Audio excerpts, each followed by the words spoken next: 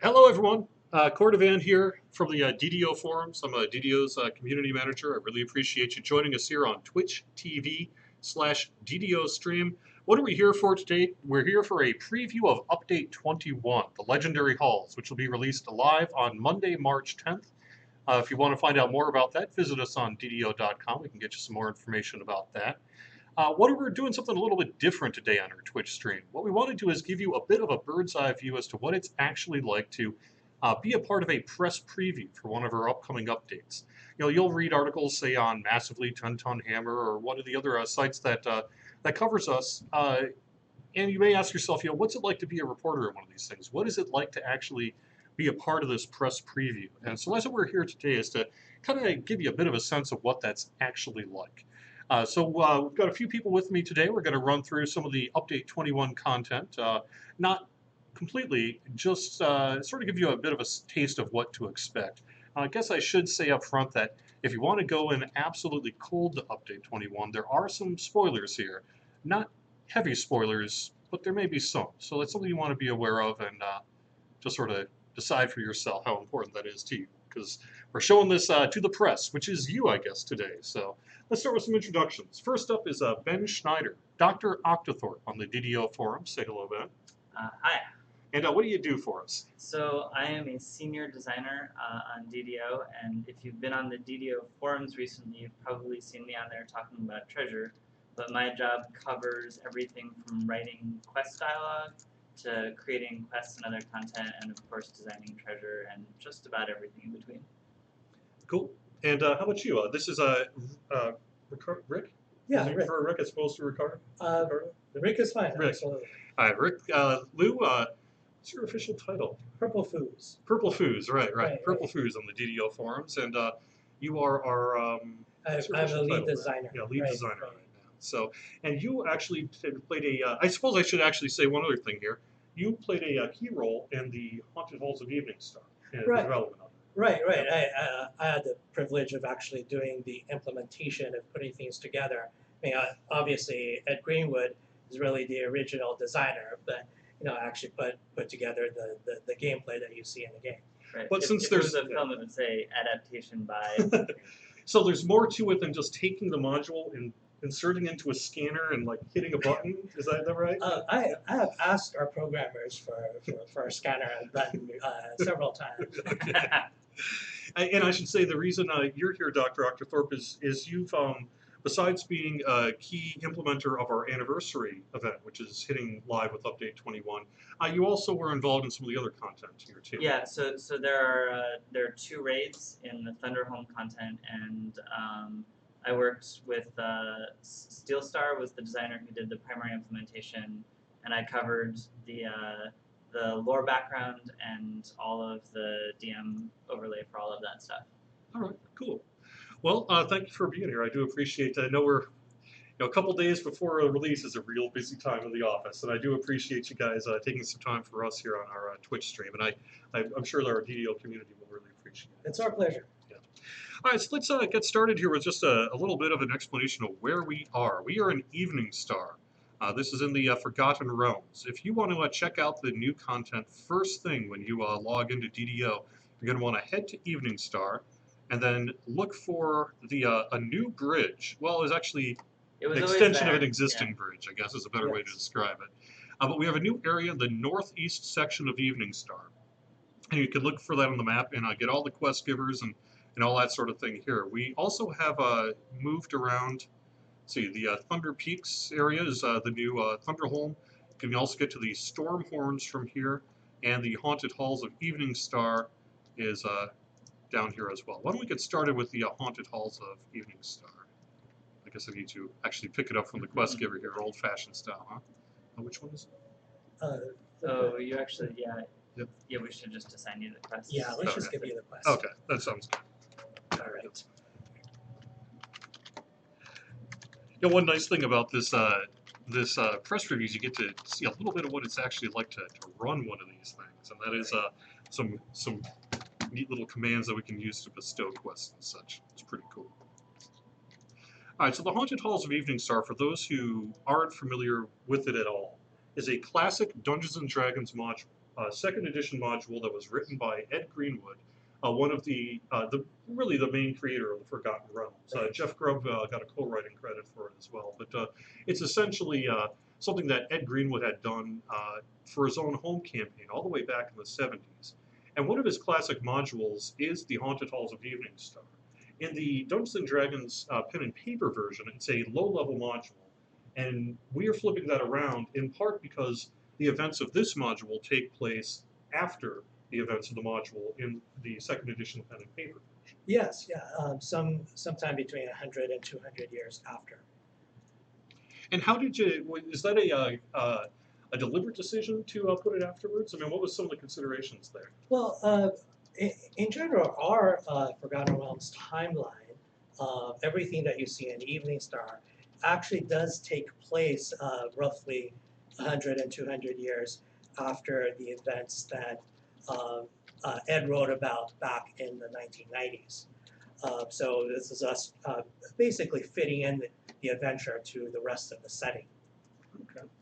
And so we're returning to the Haunted Halls of Evening Star, and basically, can you give us a little bit of a sense of what are the Haunted Halls? Well, the Haunted Halls, it used to be the lair of this infamous bandit king that terrorized the hills and the area back when Cormier was in its infancy. In the lore of these events, this bandit king was ambushed and killed by the Purple Dragon Knights. But the story goes that even after his death, the halls remained a danger and became haunted by the ghosts of his men and other creatures that had died there. Ed Greenwood wrote extensively about how the locals of Evening Star would kind of needle passing by adventurers with these tales and sort of dare them to go in and come back with proof of their exploits, and they'd make these side bets about who'd come back alive. And, so basically the players get a little bit of that treatment. Yep.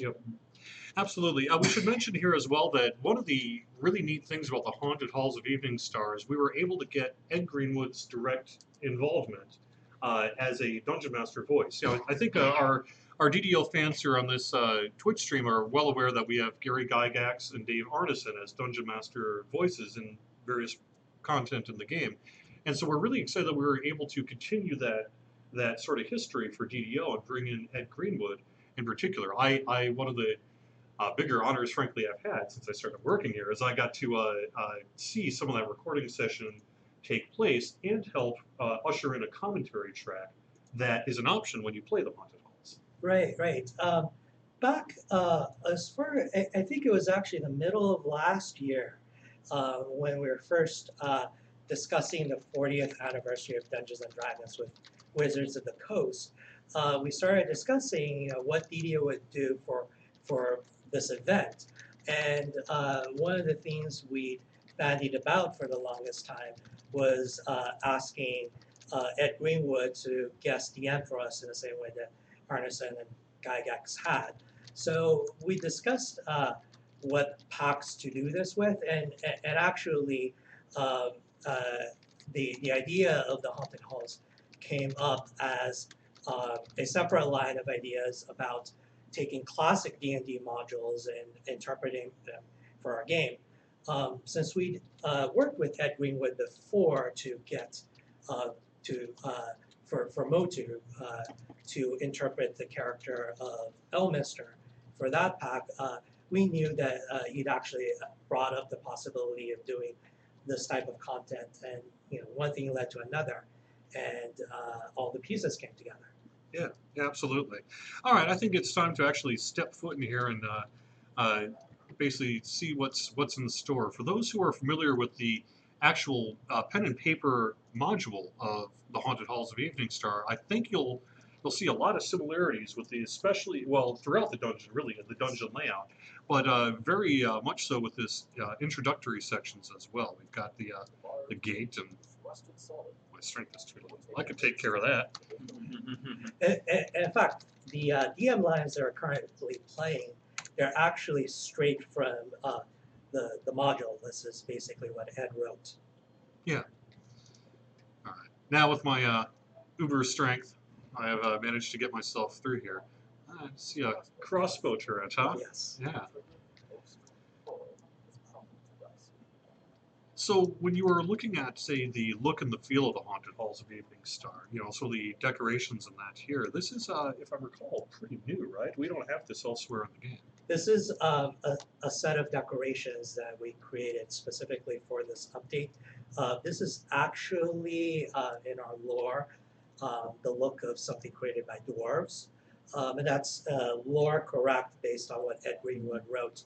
The original Bandit King commissioned dwarves to build this space for him.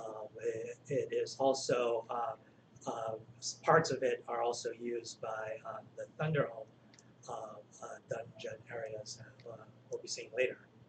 Now, one thing I really like about this introduction area is if you have seen, again, the classic pencil and paper module here, you'll probably recognize this as what a section that's called the welcome room. Yes. Yeah. Yes, that's what Ed labeled it in the key for his module. It's basically the shot from the cover of the module. This early trap, the module describes how if you carelessly step in between the two statues, and spoilers here, the statues will arc electricity between them and zap the careless adventurers. That's basically what happens here. The players, this is actually also an introduction to a mechanic that repeats itself through the course of the dungeon. You'll see other bronze statues like this, and whether you hit them or other monsters or players are hitting them or step on particular traps, they'll damage everything around them with stacks of electricity damage over time. The puzzle here, either the players can try to figure out how to time it so that they can go through the induction bar of opening the doors and get through, or they're trying to basically destroy one of these statues, as we're seeing now, and create an opening for themselves to open these doors. Right. I should notice that it's not this easy. One thing, if you'll notice, we are on an admin character. One thing about these characters is, frankly, they can't die. So they can have negative 10,930 hit points and still be kicking around. Obviously, you're not going to do that to come one day on the live servers without certainly, at the very least, a lot of electricity resist and perhaps some other help from an assistance. But there are ways to get around this without simply taking all this damage, and we're probably going to leave that up to you to figure out. Exactly. Yeah. As with Ed's encounter designs, most of these encounters have multiple ways of dealing with them. All right, so now that we've officially taken care of the statues here. 5 seconds to go Oh, before these attacks run off. Okay. Yep.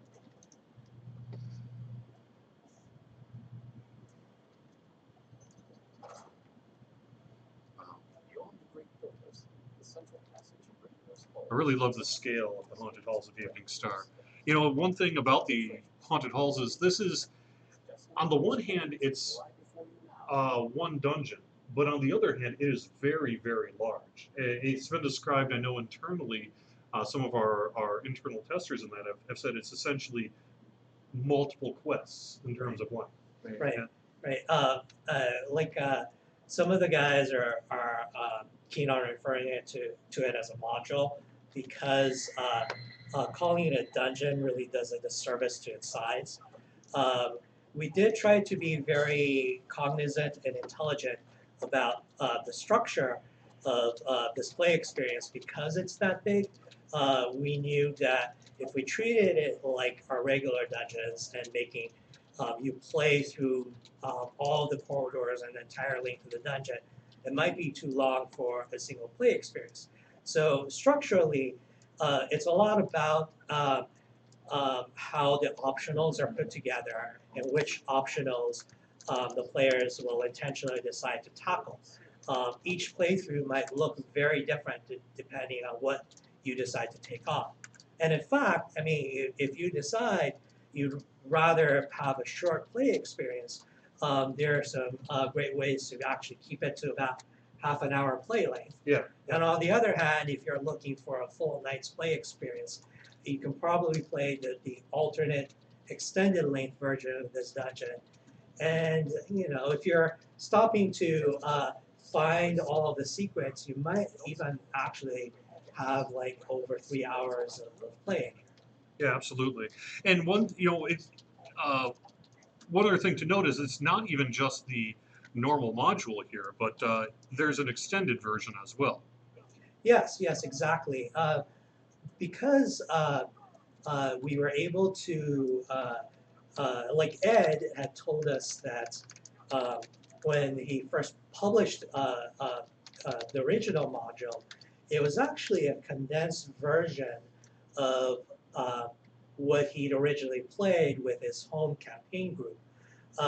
Ed was kind enough to share his plans and his encounters from the full length. And so, like, we were able to actually incorporate all of those encounters into a longer version of the dungeon. The extended length is a play option that you get when you decide what difficulty you go in after you complete the standard length version for the first time. It includes these additional encounters past the end of the original dungeon scope. Those settings actually, by the way, also let you choose to play the commentary version of this dungeon, which is where once we started recording with Ed, I understand like basically Jerry was able to do a sit-down interview session with Ed, where basically this encounter lets us play all of these interview with Ed. Yep, so you'll be going through the dungeon after you run it, say normal if you want to, and hear the commentary version, which you'll get to an area, and then Ed Greenwood's voice will come up almost in DVD commentary style, if you've ever listened to a DVD commentary, where you can really get some great insight, not just on how it was created with us, but also some great Dungeons and Dragons lore, some classic D&D tales of working in at the time period of the original module's release and all that sort of thing. It's really fascinating stuff. If you want to get a treat of that actually right now, when our Twitch stream is done here, you can head over to our YouTube page. We have about a 10-minute interview with Ed Greenwood up right now, a bit of a, I guess you could almost call it a teaser interview to some extent, where he does actually talk about some of the creation of this original adventure and give you a little bit of insight on that as well. I don't want to take too much time here, nor give away too much of the haunted halls, but we should probably, what else should we say here? Lots of traps, lots of great encounters. It's a difficult module, a lot of cool things that you can do, and this extended version in particular has got a lot of neat boss fights. Yes, basically this dungeon is CR 28. For the extended version, even though technically it's 28, some of the bosses are started much higher than CR 28 at the very end. And in particular, for replayability, you actually get to are able to decide to fight different bosses for each playthrough. Very exciting. Let me take a quick look at our chat here on Twitch, see if we have any questions we should ask. Can you see some gnolls or griffins? Yeah, I don't think there are gnolls or griffins in this one, right? Yeah. Let's see. How do I run so fast? By cheating. That's an admin thing that you can use. You would not be running. Right, exactly. Let's see. You're right. It's a Gretcha Connery mentions seems more like a quote casual walkthrough. In some ways, that's true. One of the things that we do when we're, say, talking to the press is we're showing them the adventure, showing them the lore, explaining to them, what it is that they should be on the lookout for.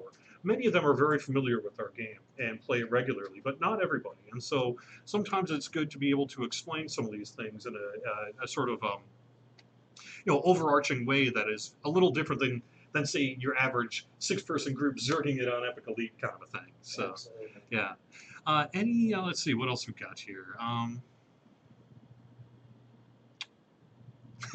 Note to players: if you have God mode enabled, you can play DDO with a shield. That's funny. You can play DDO with a shield, trust me. But actually, I've got a Kensai fighter that's looking pretty good there on one of our servers. Let's see. What else we get?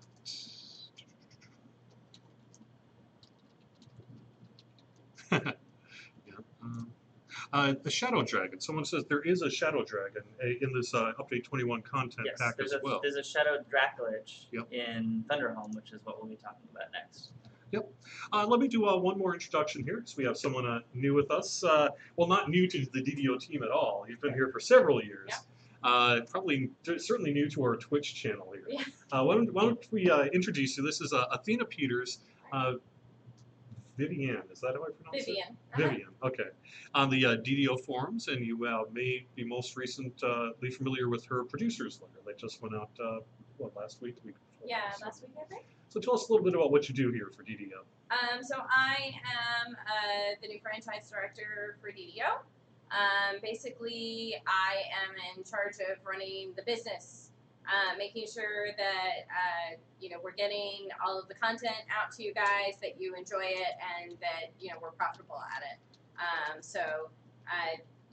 It's all about finding out what is the next best thing that you guys are really going to eat up and make your gameplay experience better and make you want to stay around and hang out in our version of Dungeons and Dragons as much as possible. Yep. Keep on playing. So. One of the things I know as someone who was hired by Turbine in 2010 here, the producers actually do some of the things like getting the actual builds together and all that stuff as well. I don't know if everyone always knows that. Yeah. Some of the technical stuff that you guys We do. do a lot of Yeah. stuff that just isn't covered anywhere else. So anything from running to get donuts for people in the morning to making sure that everybody's communicating on the same plan, to going to all the business meetings and all that such as well. So we kind of have our hands in a bunch of pies at once. Nice. I think we're going to say goodbye to the Haunted Halls of Evening Star here and move on over to the Thunderholm raid. What's the first thing? Do you know what this Thunderholm Raid Dragons is? Is that the landscape? Let's not jump there. Let's actually just go to the public area. Just sort of release out of this and head in, and let's kind of walk into the adventure area a little bit. Sure. So if it's cool, I'll start talking about the big picture. This is actually some content that's also pretty classic D&D.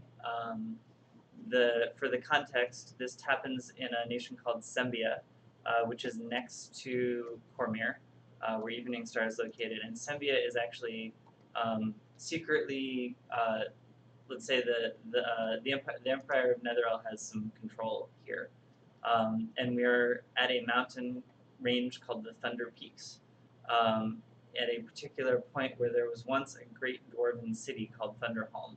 At the point that we're arriving here, all the dwarves have been dead for centuries, and they are dead because they expanded their city and they expanded their city until they woke a sleeping shadow dragon who was in the mountain first. And she was not particularly happy to be woken up, and she thought that the dwarven gold seemed much more enticing than just napping on her existing hoard. So there's a whole really cool story about how she didn't just sort of blaze in and tear everybody up. She's a exceedingly cunning, thoughtful dragon. When we fast forward, so here we're sort of on the encampment outside of the Thunder Peaks, or in the Thunder Peaks outside of Thunderholm, rather. So in the modern day, she has gone from being a shadow dragon to being a shadow dracolich, which is an undead lich dragon for those not deep in D&D lore. She has a group of worshippers belonging to the cult of the dragon who have classically worshipped and created undead dragons, with whom they believe will sort of be the future rulers of the world. So what you find when you wander around Thunderholm now is you find this neglected landscape. So this sort of like creepy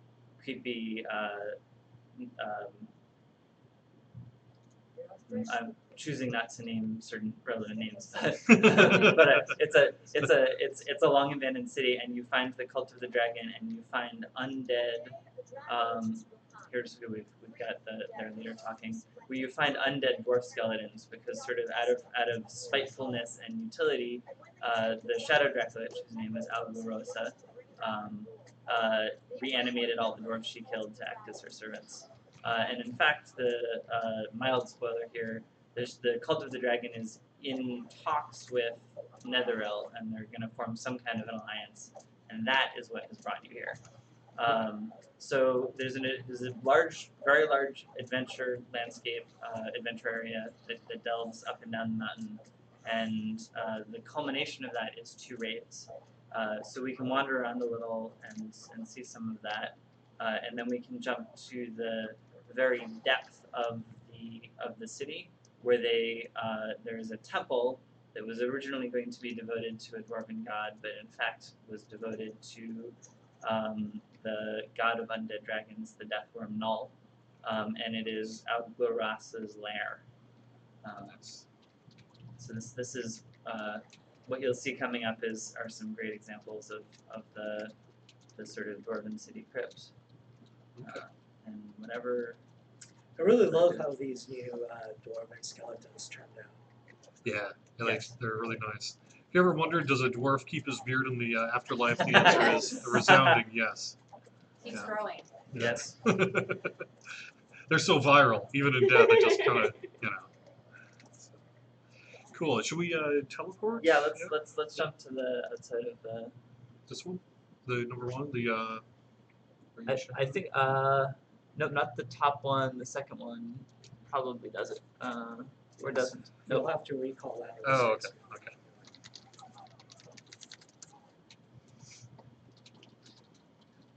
So of the 2 raids, we are going to take a look at the largest and I think I would say gnarliest first.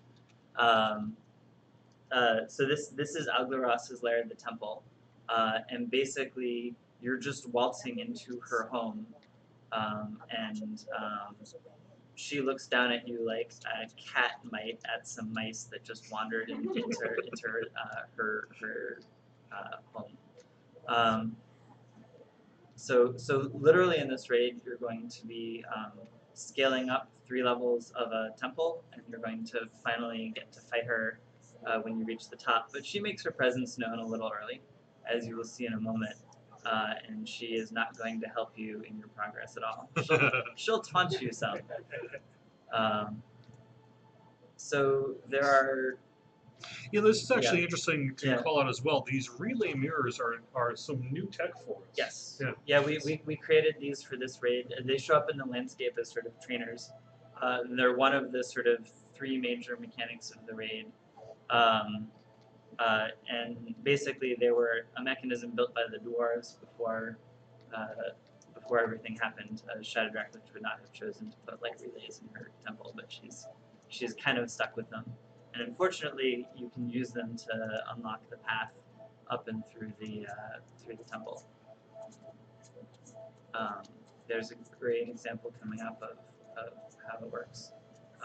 As a little bit of a spoiler and pro tip, don't stand in the light beam for more than you can walk through, but bad things happen if you're not. Oh, there we go. Yeah, that'll do it. If you can see the damage marks that come up, you'll get a sense of what I mean. Am I assuming that's the right direction? I want to go that way. I do not actually have the puzzle fully memorized, but probably. It's one of the fun things about going into Forgotten Realms is that we have the chance to look into new ways of doing puzzles and traps and everything that are more Forgotten Realms appropriate than our old Eberron versions. Well, I'm just going to turn down the sound just a little bit to make sure we can come across okay. Let me check in chat. Are we sounding all right through this stream here on your end? Yeah. Yes, 2,000 damage, right? Yeah, negative 30,000 hit points and growing. Yeah, you try to heal your way out of that one, huh? Yeah. Takes a little while. Let's see.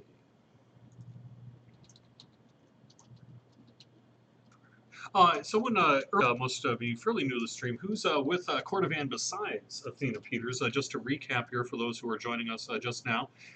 In the striped shirt here is DrOctothorpe, and to I guess his left, your left here is PurpleFooz here as well, and we're here to do an update, a preview of Update 21, kind of give you a sense of what we might show the press during our typical press previews. So thank you very much for joining us. What else should we show here? Should we do another? So if we can jump to the top in a second, I'm going to talk quickly through.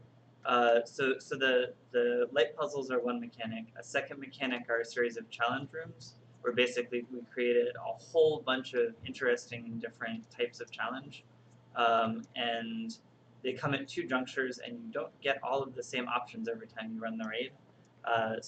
And not every class will always want to take on the same room. So it's a chance. It's a way to spice up the raids. You can get the whole raid down, but you still have to shift up your strategies based on what options you're presented with when you get there. And those include things like there's a trap room for rogues, and there's a what we call a red light, green light room, where the party has to only move when the lights are green, and it hurts if you try to move when the lights are red. And there are a bunch of them. They're really cool. We're pretty excited about the way they came out. And the third mechanic, which we can see if we can figure out how to jump to the final fight for a moment. Should I just exit out, recall? You can probably jump directly there. Okay. Yeah, if you could. Yeah, you should be able to jump there. If there's a jump. That would be this number 1 here. Raid Nope, no, it's Shadow. Mini boss? Floor 4 exit. I think it's that one there probably. So the third mechanic, I'm losing track. For those who are familiar with the way Lich's work, is she has a phylactery, and you need to find it. And I'm not going to tell you a lot more about it than that. But let's just say that this dragon has planned her lair and all contingencies very, very carefully. And she's pretty sure that she has outwitted you, and you're going to have to be pretty clever if you're going to prove her wrong.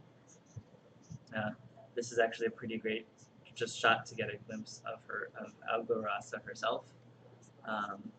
She's beautiful, and she is very deadly. And we're again at the top of the temple, which is a step ziggurat style. For the lore-minded, Shadow Dracolich, we're talking about the Shadow Fell. Right? Yes, shadow dragons in the Forgotten Realms have links to the Shadowfell. It is not all shadow dragons actively go into the Shadowfell, but it's certainly one of the things that Alosa uses to our advantage. Yes. Sure. Yes, very much so. So, Yep. So just to kind of recap with this raid, essentially you need to find the phylactery and destroy it, which allows you to then kill Alosa there. That's the first step towards killing her. Okay. So this is the biggest, longest raid. Basically, we tried to design this as the epitome challenge. If you play this on Elite, this should be the hardest thing that you can face in Dungeons and Dragons online right now. Well, it's certainly taking care of my admin character here. I'm kind of getting slaughtered by the dwarves and Alosa there, and with some proving slow once effects. again that immortality is not all it's cracked up to be. Yeah, right. So maybe I should teleport. Let's see, back to Evening Star. Is that where I need to go? Yeah, and then we should be able to check out the second raid. So in addition to having you said second raid, right? 2 raids. 2 raids. You read that Not correctly. one, 2 raids. Yeah. but 2 raids. Yeah. So Alosa has not only a cult of worshippers at her beck and command, but there are a pair of mated red dragons that are also basically serving her. And part of her negotiations with the Netherese are that there's an artifact that they're sort of came out of the mountain and they're returning to her, and you're going to intercept it and find yourself facing the pair of red dragons. This raid is on the mountaintop, so the Shadow Dracolich raid is at the bottom part of the mountain, and this is at the top. So it's a little, it's a, it's a breath of fresh air after that much under mountain exploring. And it is a single large room with 2 dragons in it. So it's sort of the exact opposite of the sort of range of raids that we offer in DDO. Yeah. So let's take a look at that, and that is now my top one here. This Yes, that is now. I could do elite, but I should just do normal. Just because they're going to, if I do elite, then they're just probably going to you know, hit me to the ground here again quick, and I want to be able to move around. So where are we when we're fighting these 2 dragons? So this is on the mountaintop. You climb to the top of the Dwarven city and you exit it, and you're, you know, when in the public area that we showed earlier, that would have been, you know, sort of halfway up the mountain, and, you know, sort of at, you know, you've climbed up that far. This is up at the top. There's stone and sky, and there will be 2 angry dragons as soon as you touch the artifact that is standing in the middle of the room there. No, don't touch it. Don't touch it. Don't touch it. It's It's a trap. it is in fact a trap. So if we were to summarize this raid in a single sentence, it is that you need to divide and conquer, and for that you need some pretty coordinated teamwork. If players, we know that times players take on the challenge of soloing a raid. We think it's pretty unlikely that that's going to be possible, or at least even slightly feasible in this case. You know what that means. Yeah, You just issued a challenge I just there. laid down the gauntlet. I realize that, and I will look forward to the YouTube videos. Yeah. How many times before have players shown it? So let me stop and explain for a second. Now that I've thrown that down. These 2 dragons, being mated, gain magical resistances to basically all damage when they're standing next to each other. So your first goal, before you do anything else, is going to be to get them separated. Right. Tell one the other one thinks they suck, you know. Right, yes. It's all about the psychological approach. Yeah. You got it. So, yeah, this is the first time we've ever had 2 dragons in a fight, right? It's not. It's 2 adult flying dragons. Yes. Yes. We've had. Well, I guess there was Mired and Kobolds, which was one after Right. the other. Fall of Truth Yeah. has multiple Yeah, dragons, yeah, but those are right. those are the younger dragons. Yeah. So the big thing here is that we basically our AI designer basically pulled all the stops, and these dragons have a really sophisticated array of behaviors. So they will they'll group together, they'll choose their targets wisely, they'll take to the air and rain fireballs down on you. And when put to the test, they will draw on the hidden powers of the artifact sitting in the center. Right, and the take to the air and rain fireballs, that's actually a little bit different than some of the flight behaviors our players have seen in the past in the King's Forest and so on. Our AI designer created these brand new dive bomb attacks. Mm-hmm. Krell mentions, you know, we can get into more detail on that come Monday, but speaking of the raids, is there a single U21 content bundle? These are going to be available free to VIPs. So if you're a VIP, you can play both of these for free, and they will be available separately in the DDO store. So that's how you'll get them that way. We do have... The raids come as a package. Yeah. Oh, right, You right, either right, buy right. Thunder Holm or Correct. you buy Haunted Halls. Right. Correct. Um, Sorry. Both raids come with Thunderhawk. Yeah, and Thunder Right. Holm includes both raids in it, as Right. well as the adventure. Right, so we have the adventure pack of the Thunderholm Wilderness area and the 2 raids, and then the module of the Haunted Halls of Evening Star as a piece of standalone content as well. Pricing is not yet announced. We'll find that out on Monday probably. Let's see. Any chance you could see some of the loot? Yes, you can go on to Lamania, but let's talk a little bit about the loot because we do have a unique loot system for Thunderholm. Yep. Okay. So there, I'll jump quickly to Haunted Halls first. The one important thing I want to say about Haunted Halls is that the loot is drawn from references in the original module. So we stuck with the with the general theme of translating the original module into DDO basically. In Thunderholm, in addition to a good handful of traditional named items, we've introduced a fairly streamlined crafting system that we're calling Thunder Forged. There's a magma forge in the center of the adventure area, where you can basically take ingredients that you found in the landscape and in the raids and craft any weapon of your desire. And there are a whole array of upgrades to that. But basically, you can upgrade across 3 tiers, and it will allow just about every character and build to craft a weapon to their liking. Right. One of the pieces of feedback that we received on Lamania that we were able to respond to was to actually expand the list of weapons available in Update 21 with this Thunderholm crafting system. Yep, we started with a partial list, and based on player feedback, we expanded it to every single weapon type. You hear what this one's gonna? For sure. Let's find out. Good enough. Where does this take? Yes, I think you probably need to hit the button to enter the landscape first. Yeah, Okay. that's probably one of the interesting areas in the Thunderholm adventure area. So that would be here. We entered. Go back into the Thunder Peak. Is that right? Or is it No, the Thunderholm area? that's not gonna. We entered from the public area, I think, the first time. Okay. Yeah, there we go. Yep. Let me You want to do some cheaties again. Yeah, cheat run again. You have to resist the urge to, do the Benny Hill theme every time you do this. Yeah.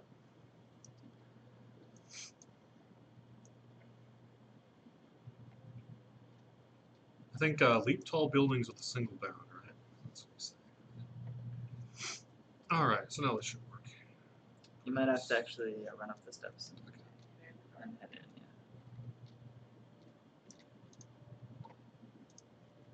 Yeah. Let's see, what else can we talk about? We talked about the loot system. We talked about the new modules, the new adventures. We talked about good overview of it. What else we got? Well, we've got the anniversary cards here. Why don't we talk a little bit about that while we've got you here? For DDO's 8th anniversary and Dungeons & Dragons 40th anniversary, we're debuting I don't know if you can exactly call it a game, but it's sort of a training activity kind of a thing. Yeah, right? So basically, we're going to give everybody a birthday present for us, to you. It's going to come in a classic red box for all you old D&D players who remember that. And basically, what you'll get are collectible cards with actual classic Dungeons and Dragons art, and you'll get to do things. You'll get to keep the images in an image gallery that we've created for the purpose. And you will also be able to combine groupings of the 2 different cards for prizes, and there's something like 50 prizes that can be won. A lot of them are the sort of things you've come to expect from our birthday presents, and in addition, we've created just under 10 entirely new items, which we think everybody will like a bit. Like a lot. Cool. Well, I'm having some trouble with my teleportation here. I don't know. What else should we show? Can we show? I don't know if we have any of the... Fortunately, I don't think I have any of the cards with me. You don't have the red box? Yeah, I don't believe so. Yeah, if we didn't, I don't think we brought I do have that one. That's one. What is that? That's the special one. Yeah, No, let me show. I can show you guys this. Okay, so we, some of you may be aware that we had the Moorlands private preview program, and one of the things we're able to do is give them a little bit of a card here, so you can take a look at this. Whether if you remember Moorlands, you'll be seeing this, and if you're not, well, this is your chance to take a look. Right. Take a good hard look. Yeah. And know that the dedicated Moorlanders will have one of these in their inventories. Yep.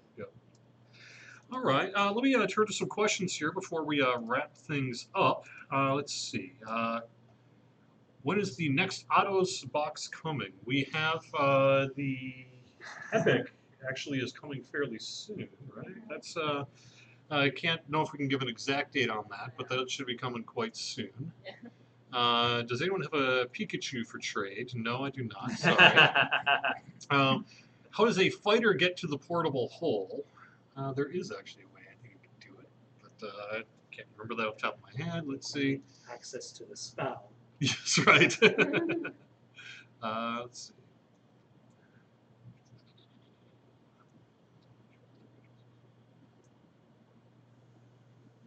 Let's see what we've got. What are the prerequisites for getting the card box present?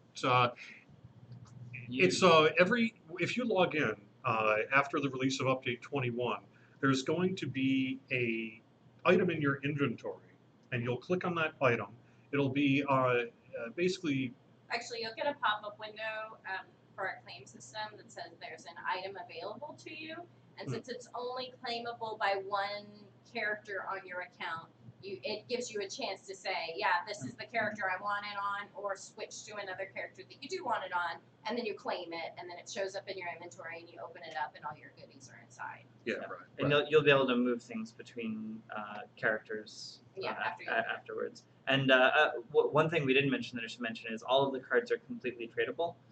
So one of the things that we're looking forward to is getting to watch you guys trade notes and figure out what combinations result in what prizes, and sort of have fun trading back and forth to get the prizes you want.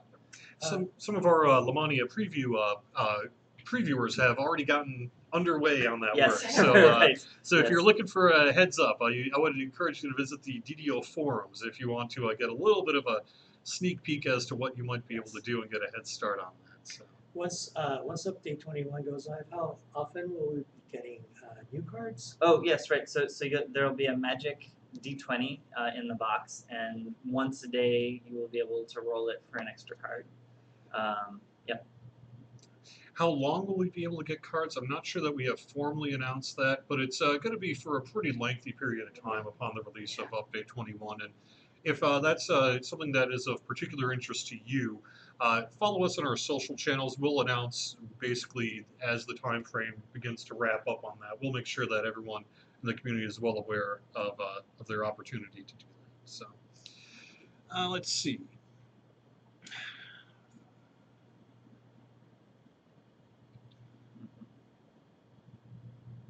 How can you get more cards? I guess we already sort of mentioned that you could trade with other people. You could probably, trade plat and other things. You'll see it in the auction house, I suspect, and that sort of thing as well.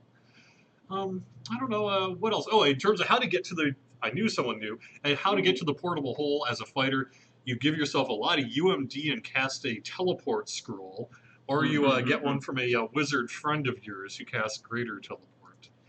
A lot of the rest of this, I guess, isn't directly U21 related. I know we got a lot of work yet ahead of us here in the next coming days, so I think we're going to wrap things up here right now, but I really do want to thank you all very much for joining us. I really appreciate it, and I hope you enjoyed it. Make sure to let us know what you think. You can let us know on Twitter. It's twitter.com/DDO Unlimited. Facebook is facebook.com/DDO Unlimited. You can find us here on Twitch. Follow us to find out as soon as we stream. You can also find us on Google Plus and on DDO.com for all of your DDO-related information. So thank you very much, Dr. Octothorpe, PurpleFooz, and Vyvyanne.